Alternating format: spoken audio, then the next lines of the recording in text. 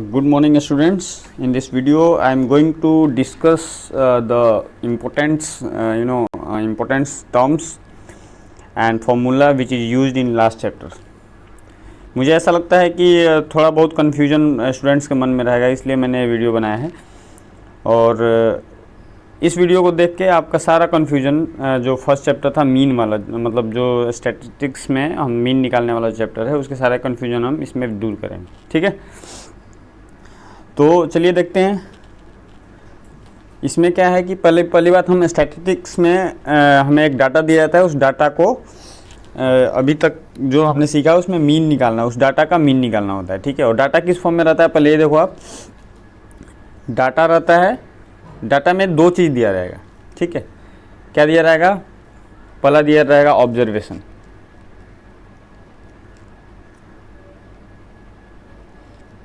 ठीक है, ऑब्जर्वेशन आपको दिया रहेगा और इसको बोलते हैं एक्स, एक्स से डिनोट करते हैं, और फ्रीक्वेंसी दिया रहता है।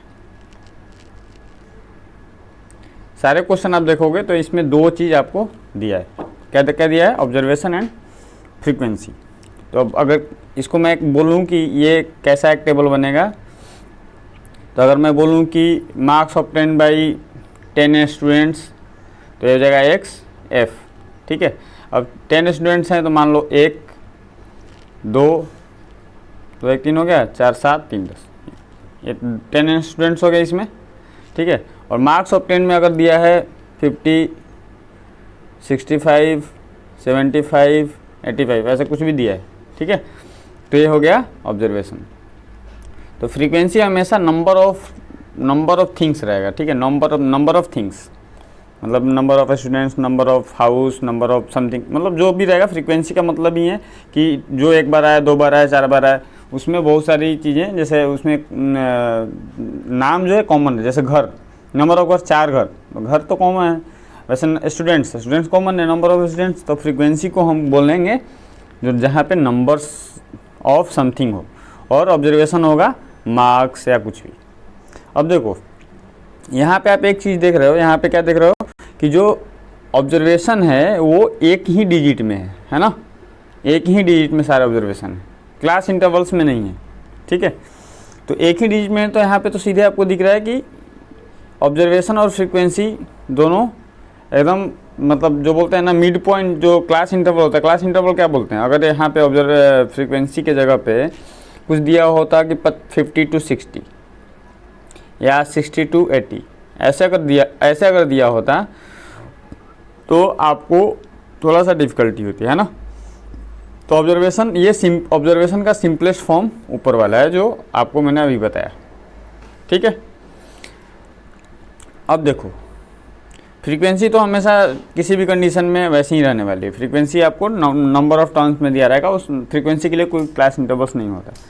तो अगर ये सीधे इस फॉर्म में आपको ऊपर वाले फॉर्म में ऑब्जर्वेशन दिया है, तो इसका एकदम फॉर्मूला, अगर मीन निकालना है उस डाटा का, तो उसका सीधे लिखो summation FI/XI upon summation F। अगर आपको लगता है कि FI/XI का जो मल्टीप्लिकेशन हो वो सिंपल। ठीक है, ये मैं इसलिए बोल रहा हूँ कि आगे आपको पता चलेगा। अगर सिंपल नहीं रहेगा, बहुत बड़े उसमें अगर ऑब्जर्वेशन दिए हैं, दे दिए हैं मान लो 1,25,000 और फ्रीक्वेंसी है मान लो 9, तो उसका मल्टीप्लिकेशन करने में आपको तो डिफ़िकल्ट हो जाएगा। 1,25,000 को 9 से करोगे मल्टीप्लिकेशन, तो ऐसे तो करते जाओगे, टाइम कंज्यूम हो जाएगा। तो इसलिए अभी तक आप इतना देखो। अभी क्या है कि अगर छोटे टर्म्स दिए हैं तो सिंपल, ये FI/XI का जो मल्टीप्लिकेशन हो वो सिंपल हो तब है। ठीक है, अब देखो इसमें क्या है, एक ये हो गया, और दूसरा क्या है ऑब्जर्वेशन। दूसरा जैसे आपको एग्जांपल में बताया था कि दूसरा में ऑब्जर्वेशन रहेगा 40 to 60 मार्क्स आए थे 2 का, 60 to 80 मार्क्स आए थे 4 का, और समथिंग मार्क्स आए थे समथिंग का। ठीक है, तो ये फ्रीक्वेंसी है, ये ऑब्जर्वेशन। तो यहाँ पे देखो, इसको बोलते हैं, ये जो इस फॉर्म में जो डाटा रहेगा ना, उसको बोलेंगे हम क्लास मार्क। क्या बोलते हैं, क्लास मार्क। या ये क्लास इंटरवल है, ठीक है, और क्लास इंटरवल है, सॉरी ये क्लास मार्क नहीं है, इसको बोलेंगे क्लास इंटरवल, ठीक है। क्लास इंटरवल आ गया, क्लास इंटरवल ये है। अभी क्लास इंटरवल से हम तो मल्टीप्लिकेशन नहीं कर सकते, यहाँ पे तो 40 से 60 के बीच में कम से कम नंबर ऑफ 20 टर्म्स हैं, तो इसलिए इस अगर ऐसा कहीं दिया है तो आपको निकालना पड़ेगा क्लास इंटरवल, और इसको बोलते हैं मिड पॉइंट, ठीक है, मिड पॉइंट। तो अगर आपका class interval x to y में है ना, ये देखो x 40 to 60 x to y, अगर x टू वाई दिया हो तो आपको निकालना पड़ेगा x प्लस वाई बटा में 2, या x plus y divide by 2, that will be your x, ठीक है। तो जो सॉल्यूशन वाला कॉलम बनाओगे तो उसमें सेकेंड या थर्ड कॉलम में ये वाली वैल्यूज़, ये वाला डाटा निकालोगे, उस सारे वैल्यूज़ आ जाएंगे। तो ये इस फॉर्म से चेंज होके आ जाएगा इस फॉर्म। समझ में आया इतना? जब इतना समझ में आया तो अब फिर इसके लिए सेम फार्मूला यूज करोगे। वहाँ पे क्या था कि XI क्लास इंटरवल में नहीं था, अब यहाँ पे क्लास इंटरवल में है, तो सेम फार्मूला यूज करेंगे FI XI upon summation F। अब ये जो दोनों, ये सेम फार्मूला वहाँ भी था, तो इसको बोलते हैं हम, कौन सा मेथड बोलेंगे, इसको बोलते हैं डायरेक्ट मेथड। अगर इस फॉर्मूले से ही क्वेश्चन बन जा रहा है तो अगर उसको बोलेगा कि ये कौन सा मेथड आपने यूज़ किया, तो दैट इज़ डायरेक्ट मेथड, ठीक है। तो ये बात आप याद रखना, डायरेक्ट मेथड क्या है, this method is direct method,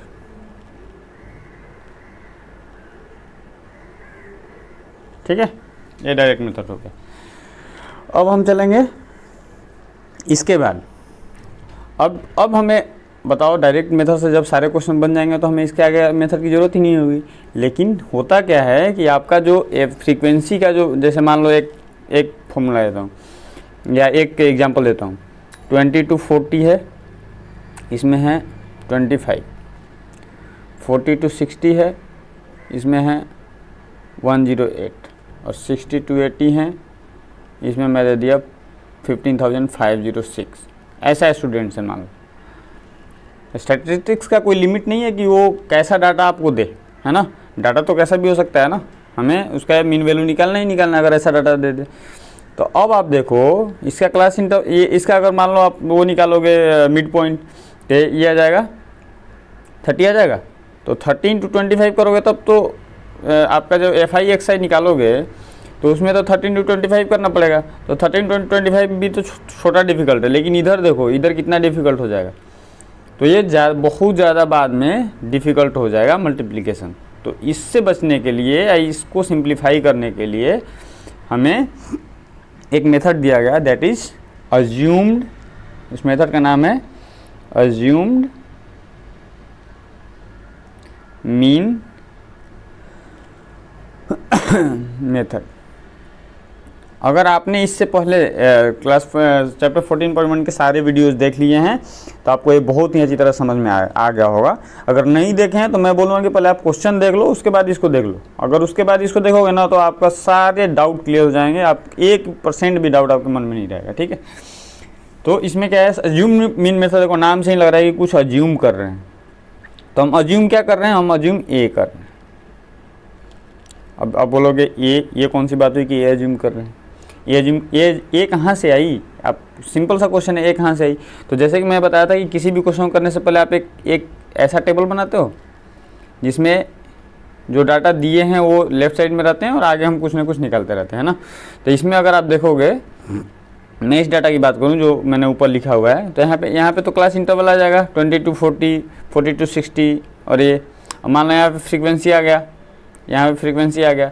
तो यहाँ पे मिड पॉइंट निकालोगे, तो मिड पॉइंट निकालोगे तो यहाँ पे क्या आ जाएगा 30, उसका एक आ जाएगा 50, उसका एक आ जाएगा 60, 8 से 14 70। अब देखो ये आ गया x, और फ्रीक्वेंसी तो उतना ही रहने वाला है। फ्रीक्वेंसी पे तो आप किसी भी कंडीशन में छेड़छाड़ नहीं करने वाले, है ना। अब हम एक ही चीज़, फ्रीक्वेंसी को हम कभी भी चेंज नहीं करेंगे, किसी भी मेथड में हम फ्रीक्वेंसी को चेंज नहीं करेंगे, इतना ध्यान रखना। इसीलिए आपके जो क्वेश्चंस आएंगे एग्जाम में उसमें फ्रीक्वेंसी कहीं ना कहीं, क्योंकि 10th क्लास का क्वेश्चन है तो उसका फ्रीक्वेंसी का जो नंबर्स रहेंगे वो छोटे छोटे ही रहेंगे, बहुत ज़्यादा बड़े नहीं होने वाले, है ना। तो फ्रीक्वेंसी कहीं चेंज होता ही नहीं है, कोई फॉर्मूला ही नहीं है फ्रीक्वेंसी का अभी तक यहाँ पे चेंज करने के लिए। तो हम क्या करेंगे, एक्स को चेंज कर सकते हैं। अब एक्स को कैसे चेंज करेंगे, तो हम यहाँ पे जो ए बताया था ना, मैं ये जो मैं ए बताया था यहाँ पे, इस ए से ए का यूज करेंगे यहाँ पे। कैसे, मान लो यहाँ पे तो 3 ही टर्म दिया है, 1 2 3, तो 3 टर्म में तो सीधे बीच वाला ही लेना पड़ेगा। बीच वाला नहीं लोगे तो बीच वाला लेना पड़ेगा, क्यों मैं बता रहा हूँ। अगर यहाँ पे 10 टर्म होंगे तब भी बीच वाला लो, बीच वाला या कोई उसके आगे 10 का बीच वाला तो होगा नहीं ना, 10 का बीच वाला या तो 5 होगा, नहीं तो 4 होगा, नहीं तो 6 होगा, 5 6, है ना। तो 5 या 6 ले लो, मतलब आप कोशिश करो। ये देखो, अज्यूम किसको करना है, अज्यूम बुक्स नहीं करेगा, अज्यूम करेगा स्टूडेंट। जो क्वेश्चन कर रहा है उसको अज्यूम करना है अपने कंफर्टनेस के हिसाब से। तो बीच वाला अज्यूम करो, ठीक है, बीच वाला ही अज्यूम करना है। क्यों, देखो फाइनली हमें इस फंडामेंटल के पीछे एक ही रीजन है। ऐसा क्यों मैं करना चाहता हूँ, पहले एक्स की वैल्यू हमें कम करना है और एक्स की वैल्यू ए के हिसाब से करना है। तो यहाँ पे हम एक डेविएशन निकालते हैं,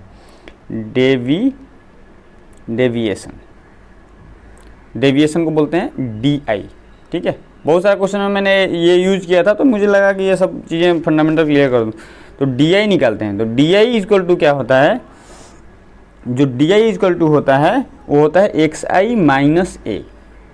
अब यहाँ पे ए हमारा है, ए बुक का नहीं है, ये हमने अज्यूम किया है, ठीक है। ए हमने जो है ये ए हमने अज्यूम किया है। तो अगर ये बताओ, अब x I minus A, x आई क्या है, ये वाला, ये पूरे वैल्यूज़, इस कॉलम के सारे वैल्यू अभी तक एक्स आई, ठीक है। ये फ्रीक्वेंसी था, ये एक्स आई था, मिड पॉइंट को जो बोलते हैं वो एक्स आई बोलते हैं, ठीक है, क्लास इंटरवल। तो अभी एक्स आई माइनस है, आप इसको देखो कि अगर 30 में से मैं 50 निकालूँ तो कितना हो जाएगा, -20, और 70 में से 50 निकालूँ तो हो जाएगा 20। तो 20 आ गया, बीच में 0 आ गया ना। अगर मान लो मैं 30 को ए मान लेता हूँ तो ये कितना हो जाएगा, 0 ऊपर हो जाएगा और 20 इधर, 40 इधर, मतलब एक साइड बढ़ता जाएगा। और अगर यहाँ पे एक साइड नीचे या ऊपर कहीं भी बड़ा वर्ड मिला तो आपको फिर से मल्टीप्लिकेशन, जिसके लिए हमने ये यूज़ किया था ये मेथड, ये मल्टीप्लिकेशन वो गड़बड़ फिर से बड़ा होने वाला है, इधर नीचे नहीं तो ऊपर। नीचे वाला ले लोगे तो नीचे 0 आ जाएगा, ऊपर सबसे बड़ा आ जाएगा, इसलिए हमेशा बीच वाला लो।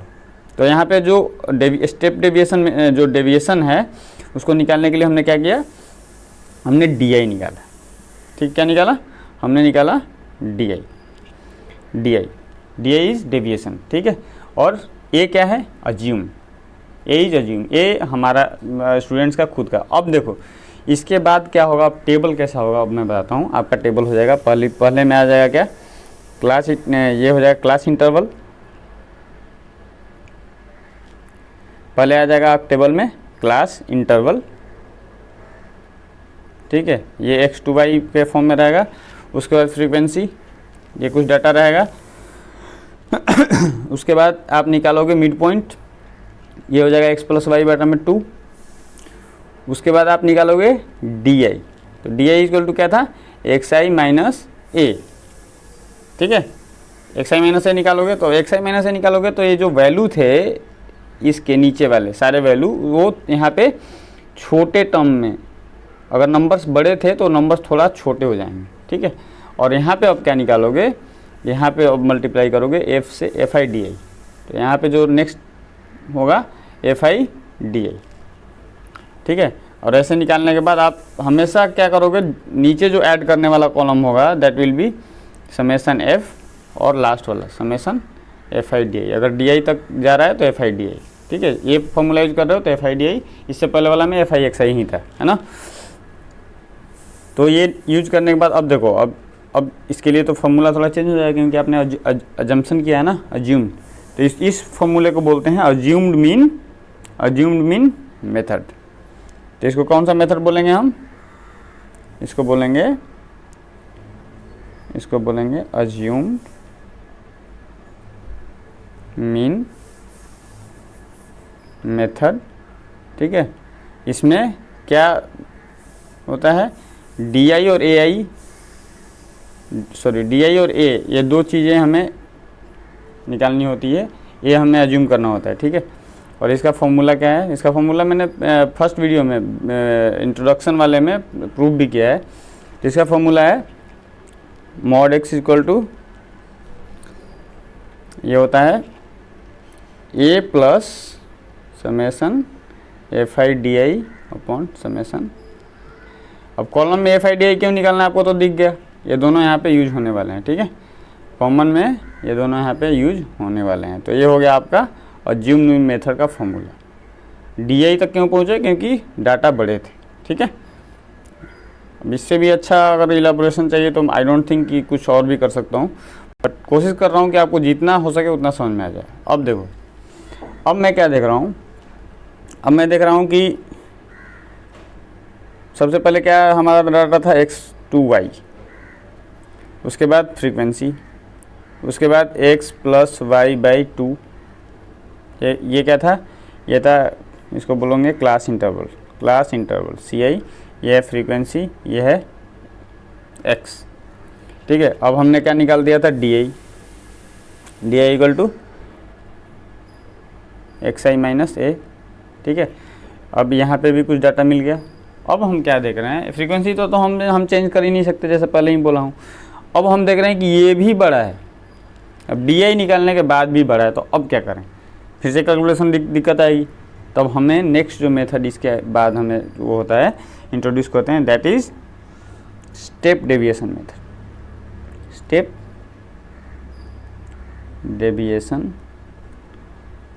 मेथड, ठीक है। स्टेप डेविएशन मेथड इसके बाद हम ये इंट्रोड्यूस करते हैं इसमें, और भी छोटा करने के लिए x की वैल्यू को, ठीक है। तो इसमें हम क्या करेंगे, इसमें देखो हम इसमें कुछ ज़्यादा बहुत बड़ा लॉजिक की बात नहीं है। इसमें हम क्या करते हैं, एक देखते हैं कॉमन फैक्टर। किसमें, देखो जो डी आई डील किया था वो x की वैल्यू पे किया था। अब जब डी आई निकल गया तब ये डील करेंगे, तो ये किस पे डील करेगा, ये डी आई पे। अब डी आई की जो वैल्यू है उसमें कोई अगर कॉमन फैक्टर है तो उस कॉमन फैक्टर का नाम मान लो मैं लेता हूँ h, तो फिर डी आई के सारे वैल्यू को, ऑल वैल्यू, ठीक है, उसको हम h से डिवाइड कर देंगे।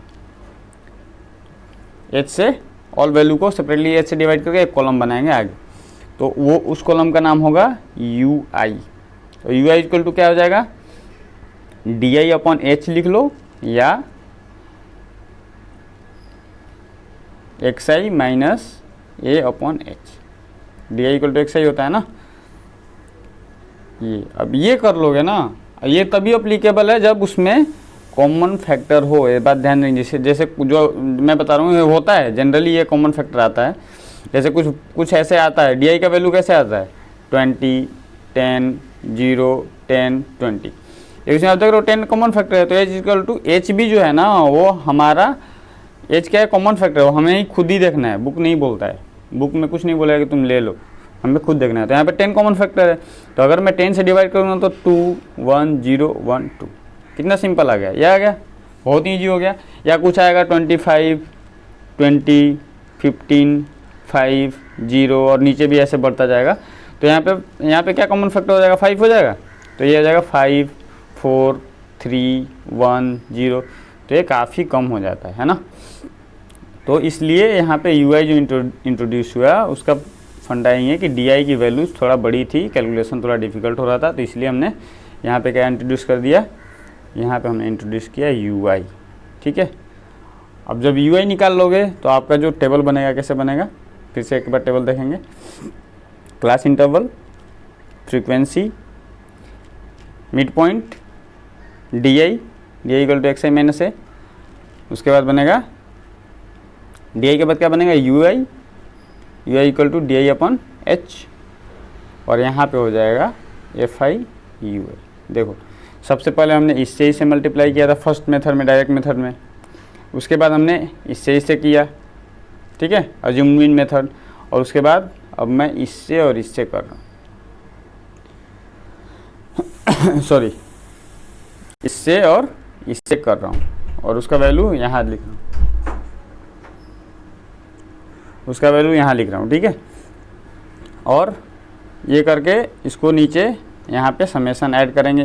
देखो समेसन जो होगा ना वो हमेशा इंड का और एफ का होगा। तो अगर यहाँ तक आप जा रहे हो इधर तो लास्ट वाले का होगा, अगर यहीं तक रह रहे हो तो आपका यहाँ पे एफ आई डी आई आ जाएगा और वहाँ हो जाएगा। तो उसके बाद इसका फॉर्मूला देखेंगे, फॉर्मूला क्या है, बहुत ही सिंपल है। तो इसमें देखो सब कुछ आ गया, इसमें ए भी है एच भी है, तो फॉर्मूला में पक्का ए एच होगा। तो इसका जो फॉर्मूला होता है एक्स इसका मीन पॉइंट जो होगा, इसका mean that will be A plus summation F I U I, ठीक है, upon summation F I into H. H क्या है, कॉमन फैक्टर है। ए क्या है, जो हमने मीन माना है एक्स की वैल्यू से। यू आई क्या है, यू आई है जो आपका D I divide by H. तो इसको बोलते हैं कौन सा मेथड, आपको यहाँ पे लिखा हूँ, किसी स्टेप डेविएशन मेथड। तो 3 मेथड हो गया। एक कौन सा मेथड हो गया, एक बार कवर कर लेते हैं। एक हो गया डायरेक्ट मेथड, तो डायरेक्ट मेथड क्या है, समेसन एफ आई एक्स आई अपॉन समेसन एफ। उसके बाद था अज्यूम्ड मीन मेथड। ये इसमें क्या था, डी आई इंट्रोड्यूस हुआ था, तो ये था A plus summation F I D I upon summation F I, ठीक है। और तीसरा क्या था, तीसरा था स्टेप डेविएशन मेथड। ये क्या था, A plus summation F I U I upon summation F I multiply by H. देखो ये जो सारे ऐसे इस कंडीशन में जो बढ़े हैं, मतलब जो ये हमें अलग अलग मेथड इंट्रोड्यूस करना पड़ा है, इसका एक ही रीज़न है। इसका और बहुत ज़्यादा कुछ रीज़न और कोई इसमें स्पेस साइंस नहीं है। इसका बस एक ही रीज़न है कि जो x की वैल्यू थी ना, x की वैल्यू थी यहाँ पे बड़ी थी, यहाँ पे थोड़ा x की वैल्यू छोटी हो गई, और इस कंडीशन में x की वैल्यू एकदम छोटी हो गई है, इससे नीचे कुछ नहीं है। तो लास्ट कंडीशन ये है, आपको लग रहा है बहुत ज़्यादा डाटा है तो इसको यूज करो, आपको लग रहा है कि कैलकुलेशन ही मैं कर लूँगा, कोई भी क्वेश्चन हो तो आप इसको यूज कर सकते हो, और आपको लग रहा है कि थोड़ा ये बिग है तो इसको यूज कर सकते हो। ये सब कुछ आपके मर्ज़ी पे है कि कौन सा आपको यूज करना है। और किसी क्वेश्चन पूछता है कि ये मेथड क्यों यूज करोगे, कौन सा मेथड यूज करोगे, तो बेटर है कि आप अपने हिसाब से ज़बरदस्ती मत करो, आप सिंपलेस्ट फॉर्म, मतलब उसको छोटे से छोटे फॉर्म में लेके आओ, so that calculation is, teacher को लगे कि हाँ यार इसने अपना दिमाग यूज़ किया है और वो करेक्ट हो जाएगा, ठीक है। तो आशा करता हूँ कि ये वीडियो आपको बहुत ही पसंद आया हो, और इसमें मैंने सारी जो फर्स्ट 14.1 चैप्टर के जो सारे फंडाज हैं, जो भी हम 14.1 में मिस कर रहे थे कि ये यू आई क्या है, डी आई क्या है, ए क्या है, कैसे आता है, ये सब कुछ मैंने कवर कर लिया। प्लीज़ आप इसको देखिए और अपने दोस्तों को भी दिखाइए, सो दैट कि उनका ये चैप्टर लोगों को लगता है कि डिफ़िकल्ट है, बट आई डोंट थिंक कि ये चैप्टर डिफ़िकल्ट है, और ये चैप्टर सबसे ज़्यादा इम्पोर्टेंट है। जब मैं क्लास 10 में था तो मेरे को भी यही लग रहा था कि इस चैप्टर पे नहीं जाना है भैया, ये देखते ही डर लग रहा है, इसमें टेबल बनाओ तो क्या बनाओ तो क्या बनाओ। तो इससे डरने की ज़रूरत बिल्कुल ही नहीं है, बहुत ही ईजी है। इसमें कोई ट्रिग्नोमेट्री जैसा फॉर्मूला यूज करके आएगा कि नहीं आएगा ऐसा नहीं है, ये क्वेश्चन जो पढ़ेगा वो बना लेगा बस, दैट्स इट।